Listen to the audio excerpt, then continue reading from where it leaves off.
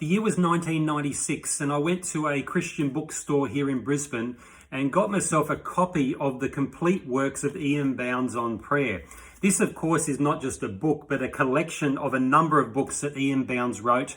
For example, Power Through Prayer and Purpose in Prayer and the Essentials of Prayer and the Reality of Prayer and the Weapon of Prayer. He's written really widely on the topic of prayer here, and it really impacted me. In fact, I would rate this in the top 3 books after the Bible that have had the greatest impact on me. I remember reading it and thinking, I really don't want to be involved in any kind of Christian ministry anymore unless it is prayer-based, because he is so strong on the necessity of prayer. In this book, he talks about prayer and desire. That's one of my favorite chapters, a great chapter on prayer and desire.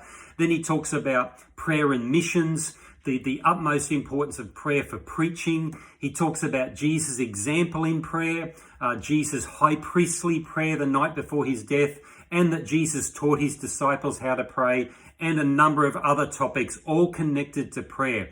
So this is real fuel. This is real fuel for someone who wants to develop as a man or woman of prayer.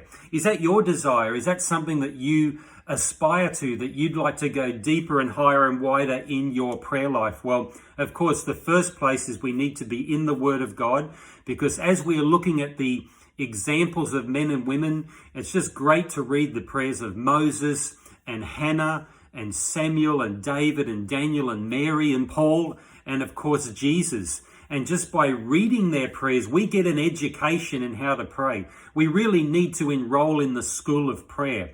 And we do that by reading the prayers of Bible characters. That's sort of one level. And then on another level, there's all the instruction in the Bible on how to pray, especially from Jesus, Paul, James, Peter.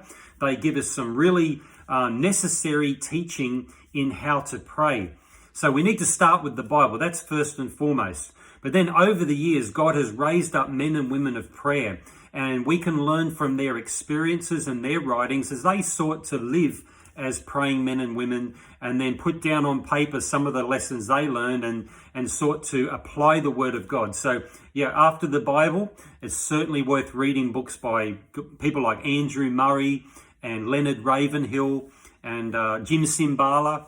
But this one, again, I would probably have on the top shelf, E.M. Bounds' teachings on prayer. So if you've never read that, in fact, these books on the back here, the books that make up this one larger book are available as single volumes. You can just buy them at Koorong Bookstore. And I'm sure that some of them are available online as PDFs as well. I would encourage anyone who really wants to get some inspiration for your prayer life to dig into the writings of E.M. Bounds.